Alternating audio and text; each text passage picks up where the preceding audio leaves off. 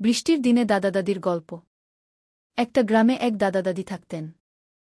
বয়স হয়েছে, হাঁটতে একটু কষ্ট হতো, কিন্তু মনটা ছিল একেবারে ছোট্ট শিশুর মতো। একদিন বিকেলে আকাশ কালো হয়ে এল, তারপর হঠাৎ ঝমঝমিয়ে বৃষ্টি নামল। চারপাশে কাদা, ছাদে টপটপ করে জল পড়ছে। দাদি রান্নাঘরে খই ভাজছিলেন, আর দাদা উঠোনে বসে বৃষ্টির ফোঁটার শব্দ শুনছিলেন। দাদা হেসে বললেন, শোনো দিদি, আমাদের ছোটবেলার দিনে এরকম বৃষ্টিতে আমরা মাঠে ছুটে যেতাম, ভিজতাম, কাদায় খেলে খেলে ঘরে ফিরতাম গু। দাদি হেসে উঠলেন।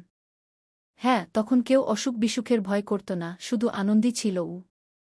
তারপর খই ভাজার শব্দ আর বৃষ্টির ঝমঝম মিশে গেল একসাথে।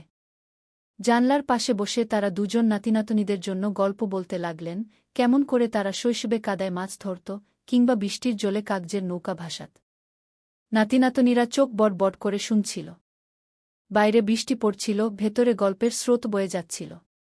চাও কি আমি এই গল্পটাকে আরও মিষ্টি করে একটা শিশুতোষ গল্পের মতো বানিয়ে বলি?